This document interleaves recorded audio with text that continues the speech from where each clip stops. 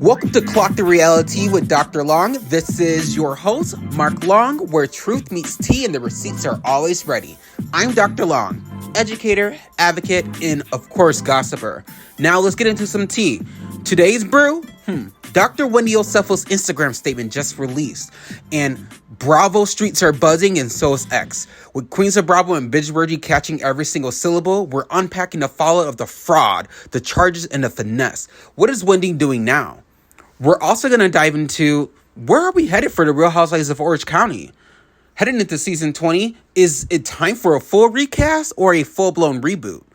What does that mean for the OGs and what chaos can they bring? Or should there be a fresh new set of ladies hitting the streets?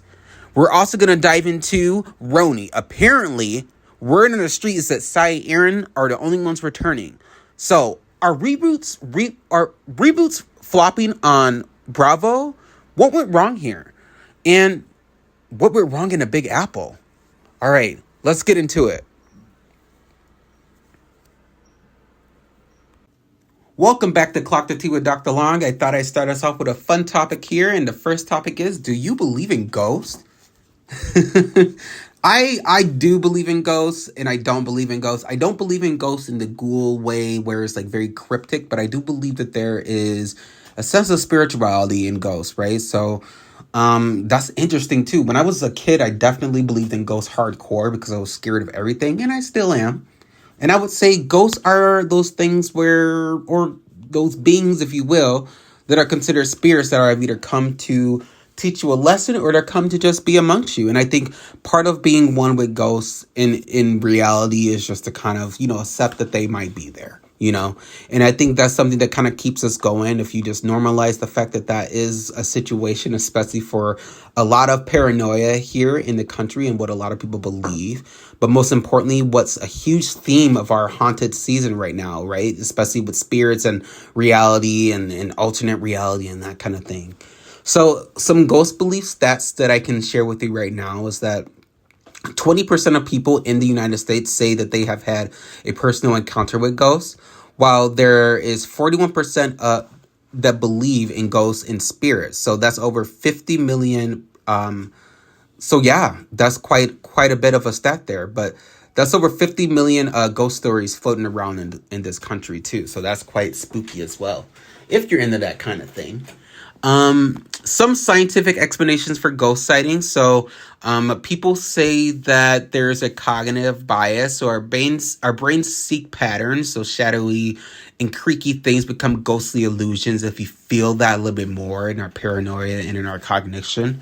There's also some talk about infrasound, so low frequency sound, which can cause chills and anxiety and the feeling of being watched. So like any kind of like low frequency movement. Environmental triggers, so like mold, carbon monoxide, EMFs can cause hallucinations and paranoia. So a lot of people say that might be or might have a lot to do with why people might be seeing paranoia activity and why people might be seeing ghosts, or what some of those features are of ghost sightings and what a lot of people experience in those moments. So that's quite interesting, right?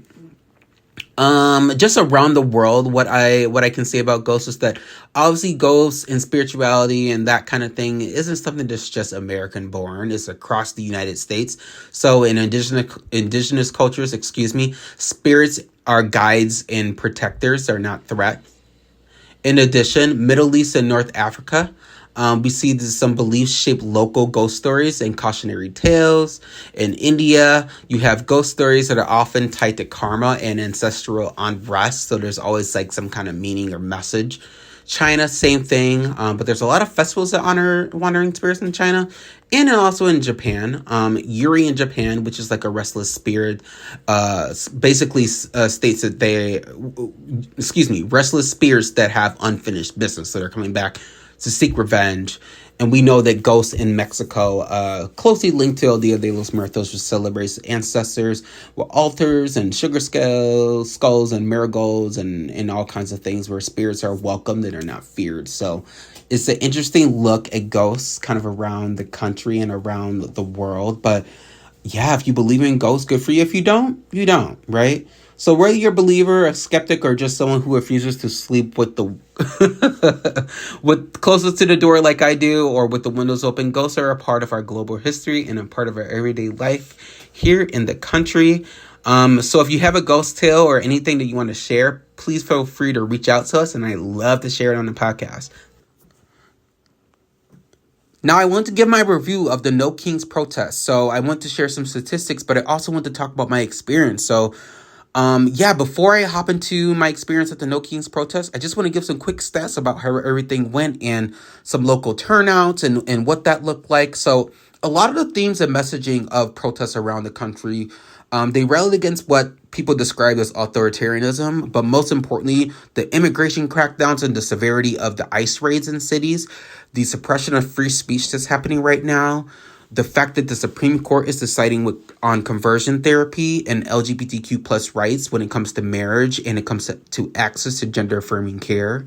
There's also been some talk about the militarization of cities, and how there's been a lot of rollbacks in terms of, expecting peaceful and lawful approaches to how we handle certain circumstances of marginalized communities. So a lot of common slogans I saw were obviously the No King. So there's quite a theme that we don't want to be in an authoritarian dictatorship. There's also a lot hinting to save our democracy, and most importantly, the patriotism that I saw everywhere, the American flags and people, talking about being true Americans, speaks to the fact that Donald Trump said that these rallies, and also to speak to, I believe his name is Mike Johnson, the speaker, he also said that they were America hate rallies. Well, that's not true. And let me tell you why. Nationwide participation for the No Kings protest reached nearly 7 million people across the country. Additionally, we had a geographic reach of over 2,700 cities and towns, which hosted events spanning in all 50 states. Okay? Now, also is also good to mention that in October, this specific protest mobilization was 14 times larger than both President Trump's inaugurations combined, and also the birthday celebration for President Donald Trump. In addition, Richmond, Virginia, had 7,000 people that marched down Broad Street. Down in Denver, thousands gathered at the state capitol. Here in Madison, Wisconsin, 15,000 protesters just in the city itself. Tallahassee, Florida, protesters rallied at the Capitol with chants and banners. In Oklahoma City, we saw hundreds attend. One of nearly 20 protested in the states. So there were many protests in red states. There was many protests in blue states. So that speaks to the fact that blue states aren't necessarily the issue, Donald Trump. The issue here is the fact that you are setting Americans up to feel unpatriotic for wanting the rights of other people to be considered. Not only that, the rights of other people should be considered, but also healthcare should not be a privilege. It is indeed a right for all American citizens. The arresting of brown people and black people and people of color with just an inkling of assuming that they are here illegally is problematic. That's called racism. That's called racial profiling. Something that was outlawed years ago. But the conservative right has tried to bring back as many stops as they can to make sure that they are undoing any of the terrible policies that were in place at times where our country was leaned a lot more right in terms of discrimination towards marginalized groups. And I think that's pathetic. Now, it was a fantastic experience. I went with my husband. We got up early, we made some signs. There was one in Monona. There was another one. I believe there was another one out in some of the rural counties of our area as well. But the one we went to was closer to us here on the east side, and it was by the Capitol. So it was a fantastic turnout. 15,000 participants, and it was just so great to be, and it felt kind of like blissful to be in an environment where people were just sick of the mess that's happening with this current administration. There are a lot of funny signs. There are a lot of important signage out there. A lot of it speaking to the incompetence of the president of the United States. And also the fact that our country is in turmoil by this authoritarianism, or by this authoritarian dictator leader, orange-faced Donald Trump.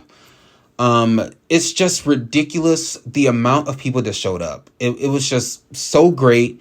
It was awesome to see families. It was awesome to see people of all ages. People that were definitely older than I am, and I'm 34. So people that were, ready out there with their signs, but also ready to spread the message of love and acceptance. And that felt really, really good for me. And I'm going to be honest with you. I think my first response was I was overwhelmed. I was overwhelmed because I felt that there is no way that this many people have this good of a heart.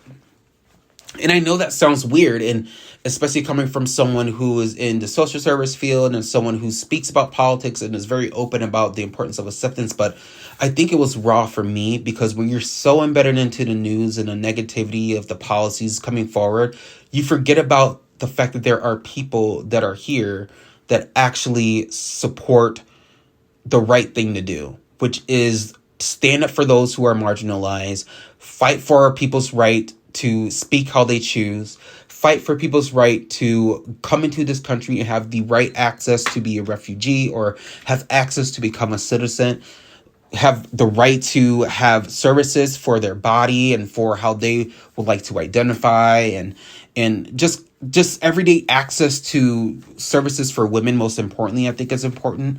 So it was just good to see people with that same mindset. And I'm getting a little emotional while I'm talking about this, just because I feel like, when you grow up in the world and you kind of have to go with the flow in terms of how hatred is spread and how you can perceive it, and what you're allowed to say, what you're not allowed to say, how to interact in public, and, how to live in your truth. And there's not a playbook for all this. And it just kind of all hit me at once, seeing that many people come together to stand up for what's right. So that was really cool, and something that I don't think I'll ever experience. I saw the joy on my husband's face. I felt the warmness from people around, being kind and, giving compliments to everybody, signed, chanting. It was a nice sunny day. It was just a great day for America. And I think that speaks to the power that we all have as people in this country. In this country, we have a history of fighting against the grain to have the right to live our lives the way we choose, and the right to accept people for who they are. The freedom of religion, for example, breaking away from this ideology that encompasses everyone to believe and live a certain way. And I think that's super important right now, because a lot of conservative right influencers and people and politicians are trying to keep the country held back to a point that specifically highlights conservative values. And that's just not America. I think that's their view of America, but that has definitely run stale. Donald Trump has promised American citizens that prices would come down. He has also promised that he would not go after certain groups of individuals, yet here we are. The deflection with everything that's happening right now, the release of George Santos, there's another deflection going on with Donald Trump right now, how he's trying to steer us away, like we are having like a peaceful moment right now overseas in the Middle East, when in fact Hamas is still killing innocent people, and Israel is still killing people. It's not a good look. I think we need the Epstein files released. There's a lot of talk about that at the protest from a lot of people.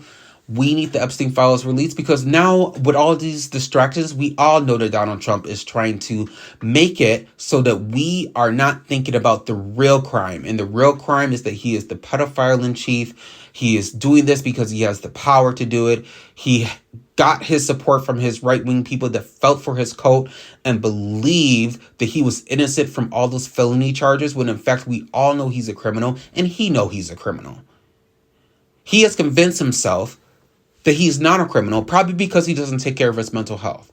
If I'm required to take care of my mental health and understand that, being narcissistic is a mental health disorder, then maybe that's something he should consider before he takes the reins of our country and tries to destroy the lives of innocent Americans and deport thousands of innocent people because of the color of their skin.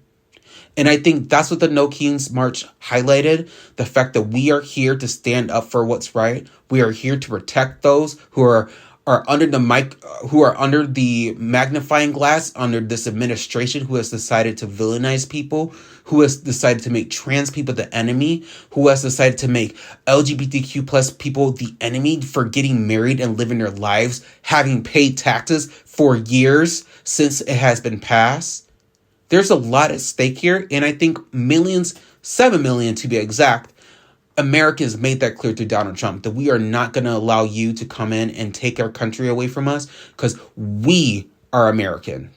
As much as you think we hate America, we don't. You hate America.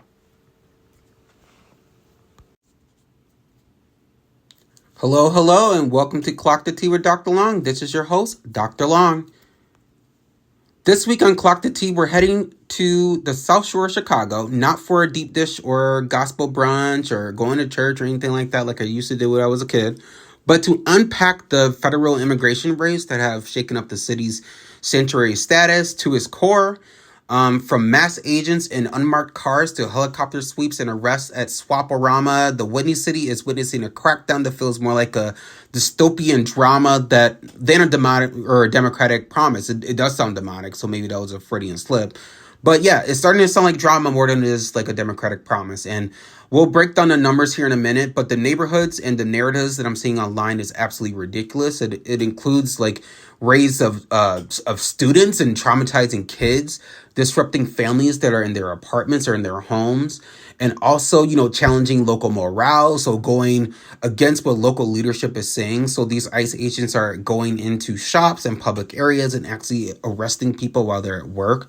So we have to ask the hard question. So what does sanctuary mean now? What does it mean now that federal agents have raided cities and, have taken over, public locations, and who gets protected? And why does it seem like these people are being punished to their core, even if they're American citizens? So let's get into some quick facts. So Operation Midway Blitz began early September 2025, targeting undocumented immigrants across the Chicago area. Over 800 arrests have been made since the operation launched. So raids have occurred at O'Hare Airport rideshare zone. So October 10th and 18th, there was quite a bit there. Swaporama Flea Market on the southwest side on October 16th. The South Shore apartment complex, September 30th, where 37 people were arrested amid an basically unlivable conditions. So they were arrested pretty much while also experiencing hardships is pretty much the point here. The impact on youth, so students are now skipping out of school out of fear of ICE people following them home to see their parents, or coming to school at pickup and arresting parents in front of their children. Educators and churches are now mobilizing to protect their families. So this is getting pretty out of hand. This is getting ridiculous. We're seeing people being dragged on the street. We're seeing people being dragged out of story buildings, being put in cars and separated from their families. People who are going into welfare offices are being stopped and targeted. We're seeing families all across the Chicago area on TikToks, specifically people screaming for their lives or stating for people to remain calm. It's sad because there's an expectation that those who are recording these raids would get involved or stop the people.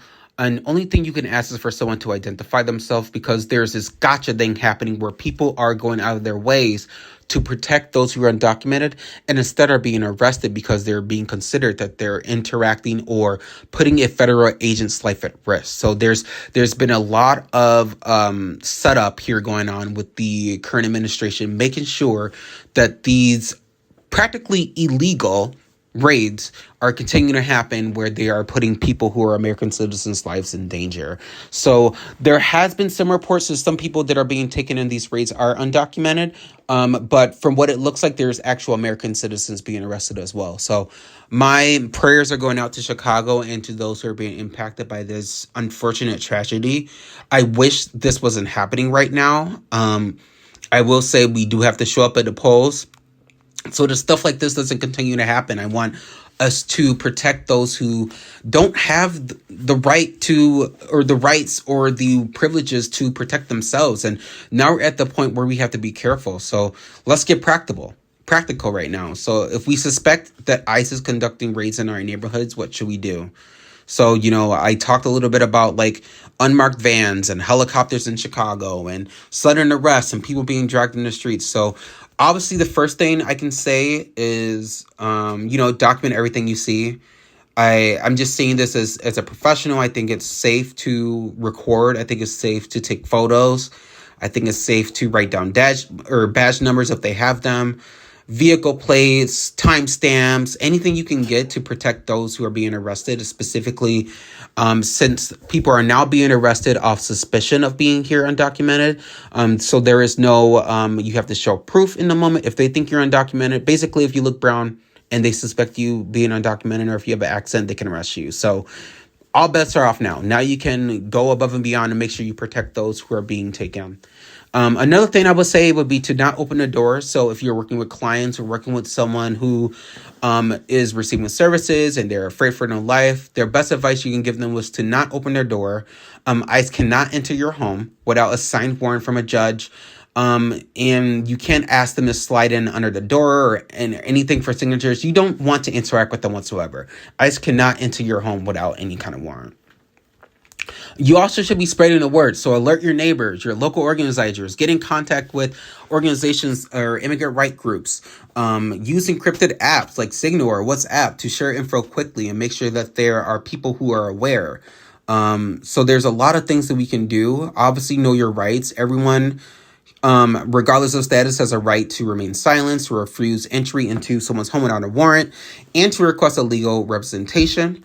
There's also the ability to stay calm, right? So we want to stay safe.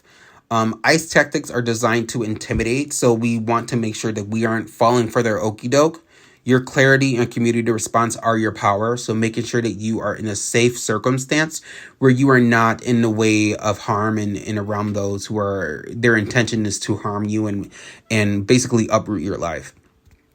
So you could call a rapid response hotline. So in Chicago, if you are in the Chicago area, you can contact the Illinois Immigration Hotline at 855-435-7693.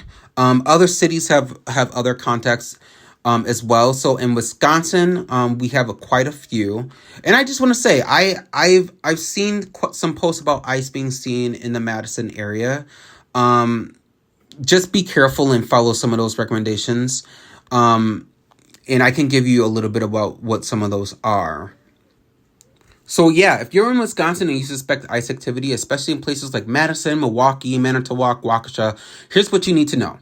So obviously we went over the rights, but you can call the Wisconsin Rapid Response Hotline, which is 1-844-947-4747. And this connects you with legal support and community defense networks. You can also alert your community like we spoke about before, but most importantly, here are some other numbers you can also be aware of. So in Wisconsin, you can also contact your local agencies in regards to your social service agencies that are intended to have support. And if also there is a crisis hotline, if you feel like you're mentally unwell, they cannot refuse you service because you are undocumented. So that's just something that's in place. Just to highlight a few ICE raids that have been seen, September 25th, 24 migrants were arrested in Manitowoc County. So they were linked to the dairy farm there. In Madison, Wisconsin, ICE agents were confirmed in city limits and also off the highways on specific exits here off the Beltline. In Milwaukee, October 3rd through 6th, City Hall press conference denounced forced separations and unmarked vehicle tactics, which are happening in the city. So just be careful right now, everyone in Wisconsin. I know this might not seem like something that might impact you if you live in smaller communities, but it impacts a lot of people that make sure we get our goods, and it impacts a lot of people around our state. So, um, like I mentioned, this is impacting families at large rates. So just be safe out there. Make sure you're calling the numbers I mentioned before, and reach out to your local leaders and see how you can get support. And just if you see someone, record them, get as much information as possible, and take pictures. That's the beauty of technology now. Everything is available for people to have access to. So record and do your thing. Because you don't want to go to jail for doing anything to a federal agent, but you do want to protect those. And part of protection is making sure that there is some evidence and proof that wrongdoing is happening. All right, first things first, we're going to talk about Dr. Wendy and the Instagram post she just made. So, Wendy Osefo, or Dr. Wendy Zenwen, however you want to refer to her as, just released an Instagram statement that quotes, and I will pull up the Instagram statement right now. Wendy is telling us, Dr. Wendy, excuse me, is telling us that, and through it all, God remains faithful. Thank you for the outpouring of love, support, and prayers for myself, and most importantly, my family, during this time. We are forever grateful with the praying emoji. So she's also seen with this lovely styled black, nice fitting dress with this long hair, with this white hat. Wendy came to show up and show out. So is she trying to tell us, that she's innocent? I think she's also trying to tell us a lot of other things. Not only is she innocent, I believe that she was also set up. According to the streets of the DMV, Wendy Osefo has been trying her best to stay under the radar so that she can get her legal team together along with her husband, Eddie, so that they can really reveal the truth about what's going on here. Apparently, there is a huge setup made targeting Wendy and her family because of the success they have made on the show. Apparently, there has been some hatred coming from conservative right-wing media, suggesting that her relationship with the political discourse and her appearances in political talk shows in the DMV area has made her a target for those who see her as a threat. Now, this information comes just as the Instagram post comes out, and we see more information following behind. Now, my take on this is that Wendy is coming to make a statement to us that she deserves her fans back, and we deserve to have her back. And I don't know if that makes sense right now, given the charges, especially since there's 16 plus felony charges with all the evidence of the emails and apparently messages and the camera rings and everything and the ADP reports and all that coming back as fraudulent. So it'll be interesting to see how this gets played out. I do believe that cameras have picked back up, and Ashley and Giselle and the girls are, talking about what they know. And apparently there's other word on the street that there have been things that the girls have noticed. There's been suggestions that Wendy is too private. There has been also more suggestions from the cast that Wendy is starting to lack a little bit support from the ladies because of her falling out with Karen and her random friendship that she has with Giselle that a lot of people are saying is kind of came out of nowhere. But if you look at it, Wendy still does have support. Stacey is in her corner. We see Bingeworthy copying on her Instagram post, along with, I mentioned Stacey, along with other avenues and other housewives supporting Wendy. So I think this is good news for her. I think Wendy is going to try her best to fight this. I do think this makes her relevant in terms of her storyline and with these legal challenges. I don't know what this means for the show. She did mention for us to watch Bravo tonight. So I think her relationship with Bravo is still strong. Andy Cohen mentioned on TMZ earlier this week that he feels that Wendy was and is a great addition to the show, and that she's doing whatever she needs to do to take care of her family. There is also mention from Andy Cohen that Wendy is actually a positive role model for the show with her education and her years of experience as a housewife, I believe going on 6 years, and the relationship he has with her and how she values education. So that's good news for Wendy as well. I think what makes it kind of bad news for her fans is that we still don't have answers from her directly about what these charges are about and her direct correlation and relationship to everything that is being seen in the media. So I'm sure more will come out about that a little bit later, but let's stay locked in and clocked in. I'm going to continue to bring you all the tea and roll out what I hear and the rumblings that I'm seeing online and from, relevant sources. And I'm going to continue to spill as much as I can when I learn more. So we'll keep updated on the Dr. Wendy T, and hopefully this isn't as serious as it seems. Moving on. So, yes, our next topic, we're going to focus on the Real Housewives of Orange County, and we're going to focus on the Real Housewives of New York City. So, the conversation at hand is reboots. Do reboots flop Bravo shows? Are reboots necessary for Bravo shows? And is there any relation to shows thriving amidst a reboot versus doing really bad? Now, I will say that the only successful reboot that wasn't even really a full reboot was The Real Housewives of Miami. It was spun off and sent to Peacock with original cast members returning, Adriana and also Marisol and Alexia and Larsa. We also had Lisa. But we had a new era of ladies come in, which added a different dynamic to the group and also brought in a lot of different viewerships. So I'm thinking that reboots work, but you have to be very, very strategic with how you let them play out.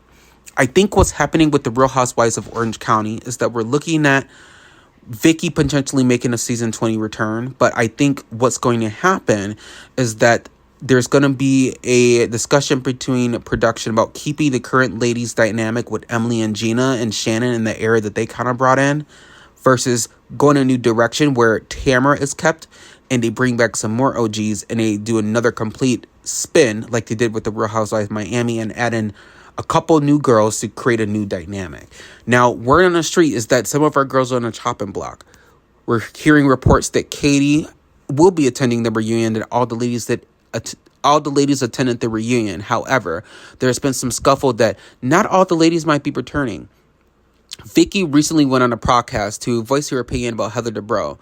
What she said was that Heather doesn't necessarily match the dynamics of the Real Housewives of Orange County or the Orange County area because a lot of women there are conservative. So there has been some talk about there being some changes around where if they were to bring Vicky back, would the show shift in a direction with Vicky bringing on new girls herself? Or would they keep Tamara and Heather and have them lead the show like they've done in the past? Or would they just add on new women and get rid of current cast members? Current scuffle online is saying that people want Emily gone based on her approach with Katie and how she handled the drama and the falling out of the rumors and the lying. And people are saying that Emily actually came across as microaggressive with the pileup on by inviting Katie to her home and then asking her to leave amidst rumors and a lie detector test that was basically set up there to make Katie look bad. Let's talk about it. So Emily is not having a great season for that reason, but she's also not having a great season because there's been some talk about her storyline with her son and how that's coming across as her struggles with dealing with the diagnosis, which is fine. A lot of moms can relate to that. But I think the way that she's pushing the narrative is coming off as exploitive, and a lot of people are having some issues with her leaning too much into this and her recent postings on Instagram and saying things about her son's success and not success and when he's having a bad day, when he's having a good day. I think sometimes these ladies need to be careful because a lot of wives have learned that, some kids don't like it when later they grow up and realize that they don't want to have anything to do with the public. And it's almost like they're not getting a direct say-so of if they want certain things discussed on a show. And I know that she's a mom and she's bringing her reality, but it's coming off a little desperate there. I mean, Emily also pick a new enemy, so we'll see what happens. I think my opinion for the Real Housewives of Orange County, I think there needs to be a semi-reboot, but I want them to not bring Vicky back at all. I want them to keep all the current ladies, maybe switch out a few, maybe Jen and Katie, because I feel like their run on the show has come to an end. And maybe add on 3 new ladies and see if there could be a dynamic shift like the Real Housewives of Miami did. Going further, I want to talk about the Real Housewives of New York City and that reboot. So this is a perfect example of a reboot not working as well as fans will like it too. So fans are still diehard about the fact that they want the OGs of NYC to return. or make their triumphant return somehow with some of the current ladies on the reboot to make it for the next season. There has been conversation online that apparently only Sai Del Silva and Aaron Leachy are the only cast members returning. Now, this comes after reports after there has been suggestions of cameras looking to pick back up sometime next year to film the new season. There has been also some comments from current cast members such as Jessel and other people such as Sai and Aaron hinting on their Instagram that the show has not gone anywhere. But the only trouble is that some of our fan favorites aren't coming back, and now we have to readjust to new ladies. So this is giving more of a reboot than it is a reboot of, the original show or a continuation of the reboot. It's giving reboot of the original show. And I think when it comes to New York City, I think Andy has good intentions, but sometimes when you drop the ball, you just drop the ball. I think if you're going to bring back a new season, you got to keep at least most of the current cast, or you do away with it and give the fans what they want. Because I feel like reboots on Bravo, they do work, but it's just, there's a science behind it. Sometimes with reboots, we start to miss old cast members, which is why I think Ultimate Girls Trip worked really well. We had cast members from different franchises that weren't necessarily on the shows currently that were airing, and we got to see them interacting with other women, and it was just reality TV gold. I want us to continue that on Bravo, but I also think that Bravo kind of moves at the beat of their own drum, so I think we'll be surprised to see what happens.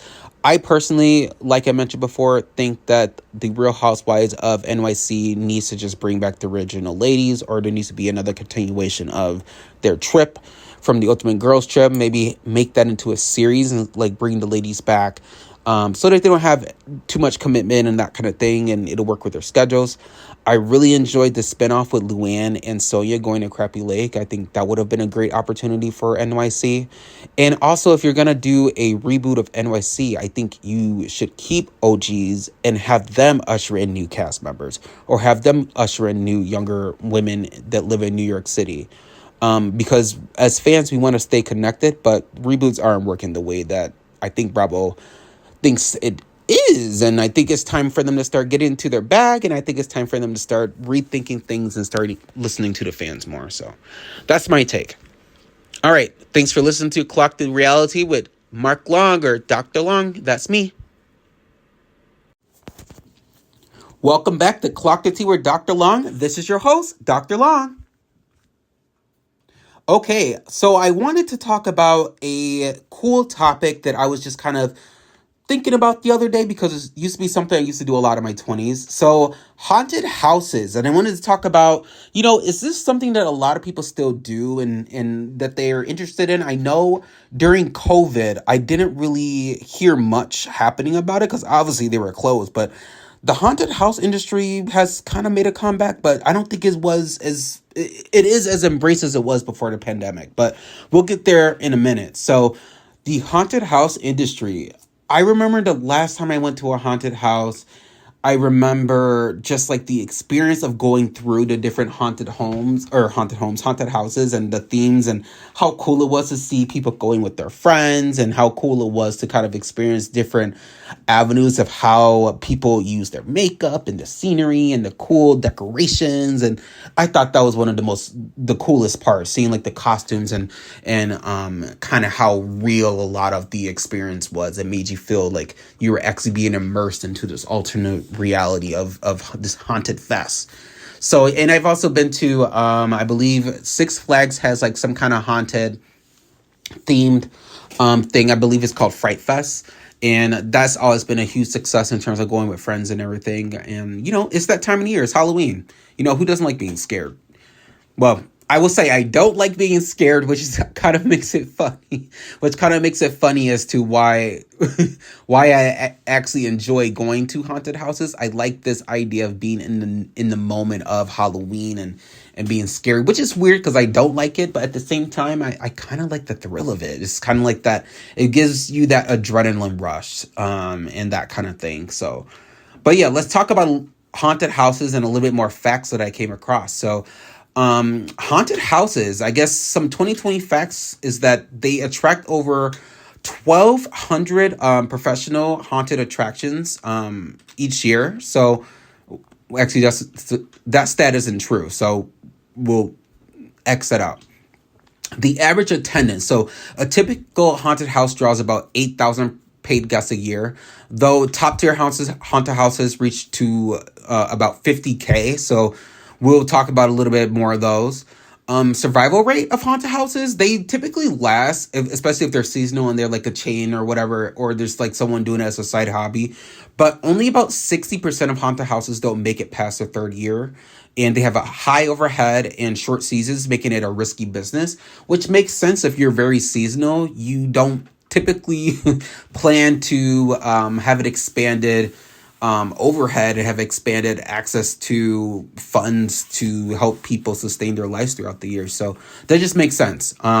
Some growth trends of haunted houses. So they're starting to evolve into full night destinations. So adding food trucks, bars, escape rooms, X-Stories to boost revenue, which I think is a kind of cool way to go about it. I remember back in 2017, between there and like 2019, going to haunted houses, and it was very, stand in your line, your traditional. Sometimes they had drinks at the end, but typically they were very against drinks and like smoking and that kind of thing. So it's kind of interesting to see the addition of food trucks and bars and that kind of thing, and especially seeing how that's taking on and attracting more people to go. So that's pretty awesome. Some industry challenges right now. Haunted House Attraction Association in 2025 at their summit highlighted rising some insurance costs and safety training gaps, and also pushing forward more AI-powered resources. So making sure that there's more access to technological advances and artificial intelligence and ways to have more convenient access to haunted homes. So, maybe there's going to be part of it that's going to be visual or virtual where you can bring your phone. I know, prior in haunted homes, because phones had access to cameras on them, they were very against them. And sometimes haunted house attractions don't care. So I find that kind of interesting. Now I want to talk about some haunted houses in Wisconsin, because it's been some time since I've been to haunted houses, and I don't think I've ever been to one in Wisconsin. But it will be interesting to see what kind of facts are out there about that. So I'm interested to see that, sometimes haunted houses can have their own kind of theme to them. And there are a few throughout the state. So there is one in Mount Pleasant called Abandoned Haunted House. I believe I've been to something similar off the expressway, but not in Wisconsin. So this one is just off of I-94. And it's a multi-attraction screen park, includes blackout night events and high-energy walkthroughs. There's also one called the Terror on the Fox in Green Bay. So it's located at the National Railroad Museum, and it features cinematic sets, roaming monsters, the iconic Terror Train, and it runs from September 20th through November 2nd. In Kaukauna, which is not too far from the Green Bay area. The Realm of Darkness, also known as Wisconsin's most interactive and intense haunt, with immersive scenes and smart layout design. So that's a really, really cool one to check out. I'm reading a lot of interesting facts about that one as well, and people are saying that, it's probably one of their most scariest experiences. On their website, you can view some listings and see some previous information about it. And it talks about, their runtime. And I believe they opened September 19th. So they're still running. So you can still check them out. Screaming Acres Haunted Houses in Stoughton, Wisconsin is also another really good one. They have some links on YouTube you can check out and all kinds of different ones. The Burial Chamber in Neenah, Wisconsin is another good haunted house. So there's quite a bit. So in Wisconsin, you have quite a bit of choices here, and I think that's pretty great. I would say one thing that I remember doing for haunted houses is always good if you want to pregame before a haunted house, but you don't have to. I believe that's kind of more of a young adult, high school thing. My suggestion is just to be careful, because if you've never been to one and you tend to get scared easily, you probably don't want to get too paranoid to the point where you just freak out in the haunted house. You're not able to get through, and sometimes it's kind of hard for other people who are attending to enjoy their experience if someone is there and they're completely like not together. And yeah, so just be together, be there to have fun. I think the cool part about Halloween is that, as adults, we used to trick or treat. Now we have haunted houses and parties and themes. And some of us are in our 30s and 40s and more middle age. So, parties still exist, but sometimes we just like decorating our homes and that kind of thing too. Watching scary movies and that kind of thing too. So what is your favorite thing to do during Halloween? I'll be sure to continue this conversation in the future, but I do think that haunted houses are a great experience. So check them out while you still can. Another cool experience I want to talk about for haunted houses is like the church version. So black churches used to do this version of haunted houses. I'll look up the name in a minute. Of haunted houses. And I'm gonna look up the name and see what they're called.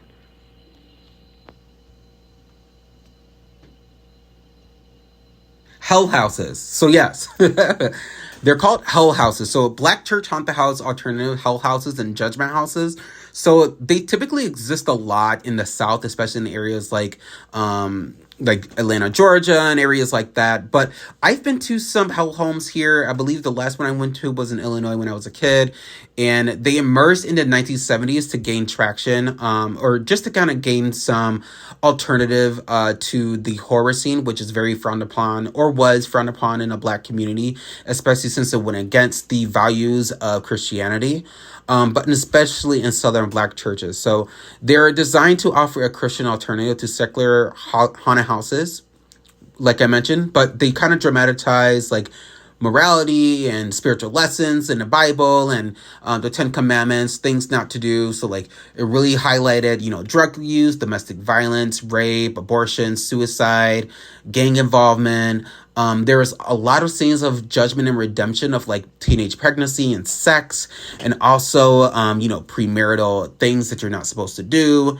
Some churches branded their hell homes as like temptation trails or kind of like decision rooms for people to make the right decision, and if they're making the right decision in the eyes of the Lord. So a lot of these hell homes still exist today, and some churches now use multimedia ways to kind of make it happen, or they pull in a little bit more of that trauma informed design kind of like approach, some immersive theater, so some psychology as to it.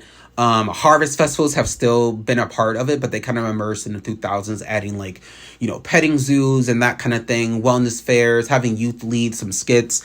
So hell houses have had quite the transition as well. But I will say it is one of those things where if you are kind of that person who's looking for another alternative, or you're really immersed within the black community or within a black church, checking out a hell house would be a good alternative to a haunted house. But I would say, there's obviously something where if you're not religious, you can still attend, or if you're looking to learn more about religion, you can attend. But I think their whole vibe is just more so kind of giving another approach to it. They typically happen in the fall time, so you will see some of them happening in November or kind of the end of October to kind of veer people away from participating in haunted activity, or haunted Halloween activity. So just some fun facts about, hell houses and that kind of thing. And if you want to check them out, you can. If not, do your thing. All right, so yeah, haunted houses, and it'll be interesting to see if there would be some kind of haunted themes that a lot of other cultures put together, and I would kind of be interested in checking that out. Yeah, so other cultures do. And I'm just going to talk about a little bit of those. So we all know El Dia de los Muertos, which is a Mexican holiday, but more importantly is a highlighted holiday on the Day of the Dead, which honors those who have passed away. So it has a lot of Catholic and indigenous roots, especially within kind of how it's celebrated and the themes and the celebratory things. And one kind of haunted house that they typically, or something that's similar to a haunted house, but not directly, is like an altar, or specifically like a cemetery. So instead of haunted houses, families built like these vibrant altars, right? So they gather into cemeteries to honor their ancestors. And it's not intended to be scary, so it's more so blending in those traditions that we spoke about. But it kind of includes more so of the sugar skulls and the candle lighting and bringing up the flowers and the food and that kind of thing. While also, stories are told about the ancestors and that kind of thing. Obviously, there's haunted things that happen with everything. So just like in every country, things can be, kind of expanded to be their own thing. So there is like haunted themed ones, and stories that are, that kind of talk about like the those who have passed involuntarily or in that kind of thing. So that's kind of cool to read about. Japan also does ghost houses. So Japanese haunted houses often draw from ghost folklore or Buddhist beliefs. So the walkthroughs of their haunted houses typically feature long-haired spirits, cursed objects, eerie silence. Some of them have temples. They even host like spiritual cleansing events during Obon season to honor like the dead. So that's an interesting attribute in Japan, and kind of how that's kind of similar to what we do here with our haunted attractions, but more so less focused on the spirituality of it all. Like with the Buddhist beliefs there in Japan, we're more focused on the themes and the commercialization of Hollywood and like, trick or treating and ghosts and ghouls and paganism and that kind of thing, how it derived from that. In China, so there's a Hungry Ghost Festival that happens during the 7th lunar month. And Chinese communities typically get together to burn incense and paper offerings, and it typically appeases wandering spirits. And these temples stage theatrical performances to entertain ghosts and ward off misfortune. Another one is in the Middle East and in North Africa, which is called Jinn Lure. And these haunted spaces are awfully linked to jinn, which is supernatural beings in Islamic tradition. Abandoned buildings, desert ruins are typically considered cursed or inhabited by malevolent spirits. So that's kind of interesting to see their take on that. So they do a lot of haunted spaces that kind of honor that. Europe has castle haunts and historical reenactments all over in like Romania and the UK. And a lot of indigenous traditions in North America and Australia still do like viewings with spiritual like continuums or like gatherings, storytelling ceremonies, but not necessarily anything that's like a haunted house. The haunted house trope is kind of something is being replaced by like cautionary tales rooted in like respect and balance in the meaning of life or meaning of other traditions or like things or like values or like objects. So that's kind of an interesting take on the cultural lens. But just wanted to add that little bit about haunted houses, that we're not the only ones in the country that have haunted houses and haunted themed walkthroughs and that kind of thing. So, in life, you got to just be open to checking out new things. Thanks for listening.